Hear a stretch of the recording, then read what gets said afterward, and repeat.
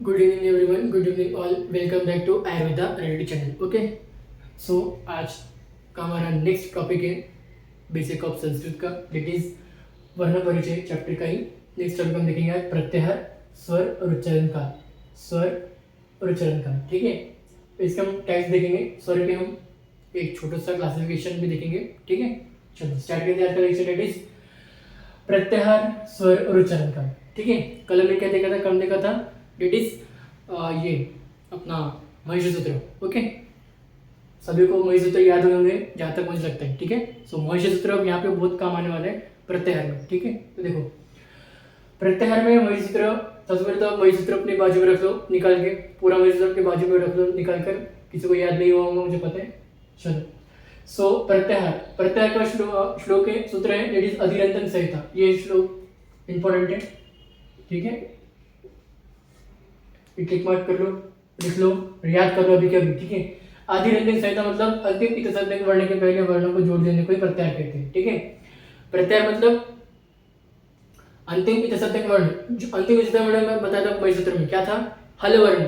हल वर्ण मतलब इतसंज्ञक वर्ण, हल वर्ण मतलब इतसंज्ञक वर्ण। इतसंज्ञक वर्ण की बात करें तो इतसंज्ञक वर्ण के पहले अगर कौन सा भी एक वर्ण जोड़ देते हैं, ठीक है, इतसंज्ञक वर्ण के पहले, ठीक है, इसके पहले अगर कौन सा वर्ण जोड़ते हैं, जोड़ जैसे कि मैंने लिया इतसंज्ञक वर्ण न, जैसे कि मैंने लिया वर्ण न।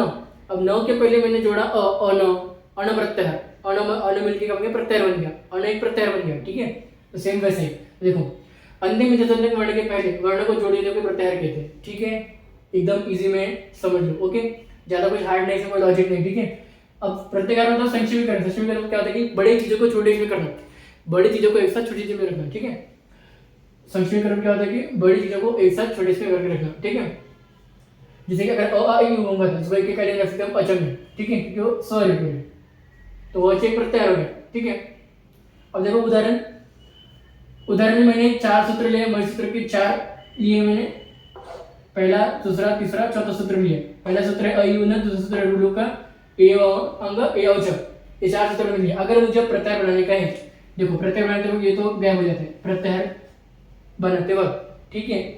मैंने प्रत्याहार बनाया, अब मुझे बनाना प्रत्याहार क से मैं प्रत्याहार बनाने का, अ का प्रत्याहार बनाने का। तो अ में क्या क्या आएंगे, कौन कौन से बन सकते हैं, अ में क्या क्या आएंगे, कौन कौन से प्रत्याहार आएंगे, अ ई, ये वाले लिखते नहीं है, ये वाले लिखते क्योंकि ये गायब हो जाता है, ठीक है। प्रत्याहार लिखते वक्त ये लिखता नहीं, हल वर्ण को लिखता नहीं, अ ए ओ रो रो, बस 1 2 3 4 5, ये 5 प्रत्याहार आते हैं इस अक प्रत्याहार के अंदर, ये 5 वर्ण आते हैं इस अक प्रत्याहार के अंदर, ठीक है। ऐसे आप अण प्रत्याहार में 3 आएंगे, अ इ उ, याद नहीं का। देखो काउंटिंग करते वक्त, प्रत्याहार बनाते वक्त आप यहाँ से प्रत्याहार बनाओगे हल वर्ण से, लेकिन जब काउंटिंग करोगे आप उस प्रत्याहार में कितने वर्ण हैं, तो आपको वो काउंटिंग के वक्त ये हल वर्ण की काउंटिंग करना नहीं, क्योंकि ये गायब हो जाते हैं, ठीक है, ओके।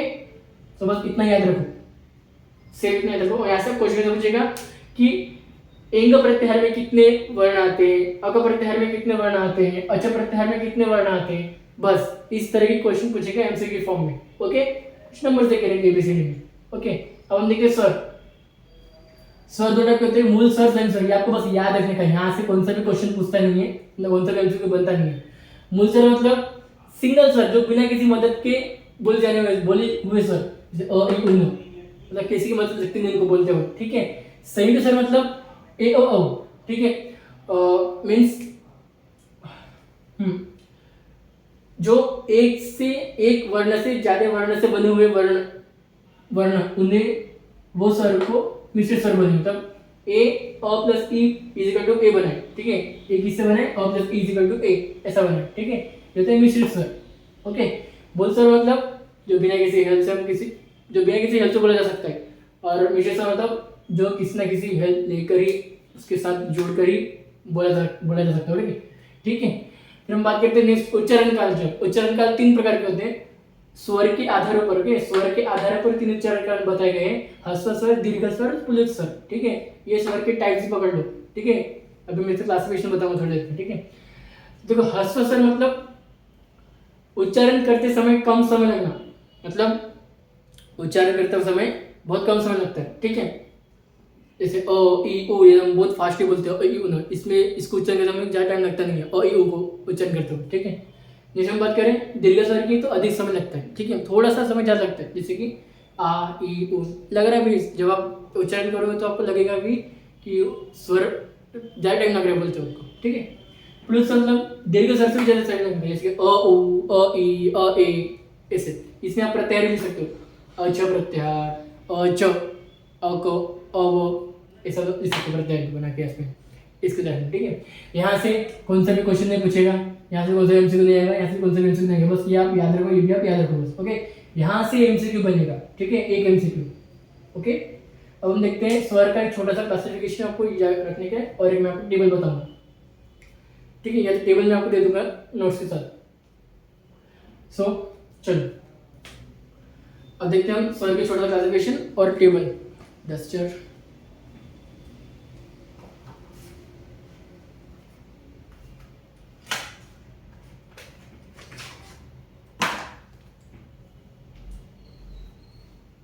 हमने ये देखा प्रत्याहार कैसे, प्रत्याहार क्या किसको बोलते हैं और प्रत्याहार कैसे बनते हैं, ठीक है।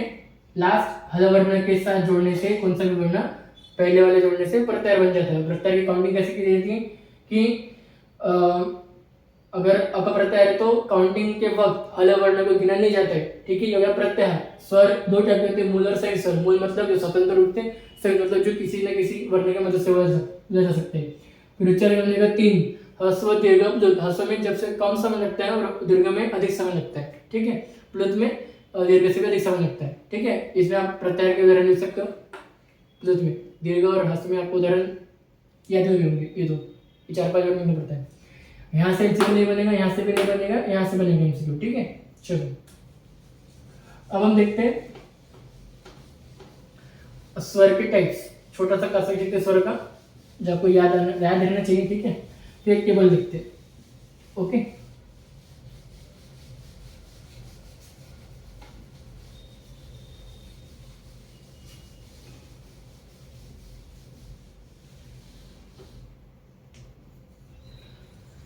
स्वर के टाइप्स आपको पता है, ह्रस्व दीर्घ प्लुत,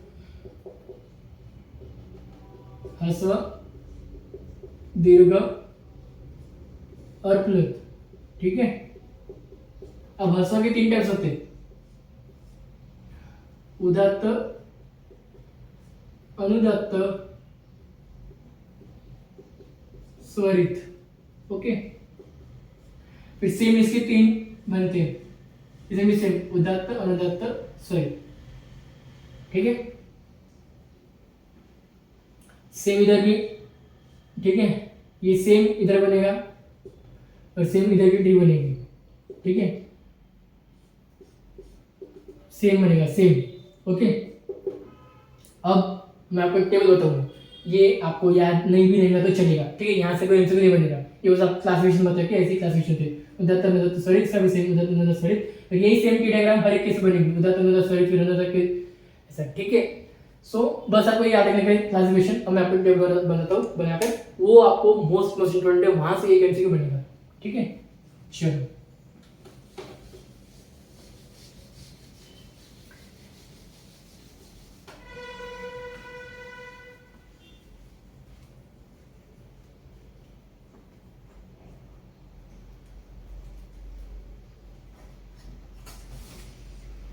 चलो देखो,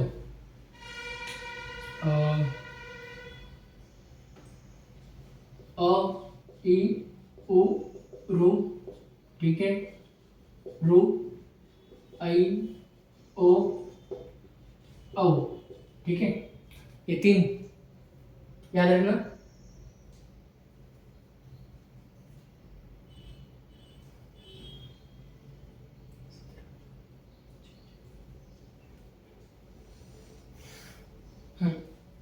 और ये, ठीक है, छ छ छ छ जीरो छ 066, ठीक है। ह्रस्व दीर्घ प्लुत, कुल भेद, 18, 12, 12, ठीक है। ये टेबल याद रखो, ये टेबल बहुत इंपॉर्टेंट है, ठीक है।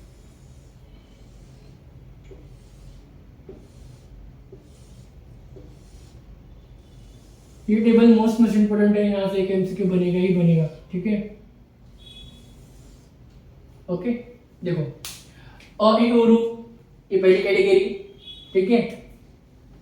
ये दूसरी रू और ये तीसरी, ठीक है। तो देखो अ इ ओ रू में 6 ह्रस्व होते, 6 ह्रस्व क्लासिफिकेशन आता है, 6 दीर्घ का आता है, 6 प्लुत का आता है, टोटल 18 आते हैं, ठीक है। रू में 6 ह्रस्व, दीर्घ की कौन सा भी नहीं आता है, प्लुत में 6 आते हैं, ठीक है। और ये कुल 12 आते हैं।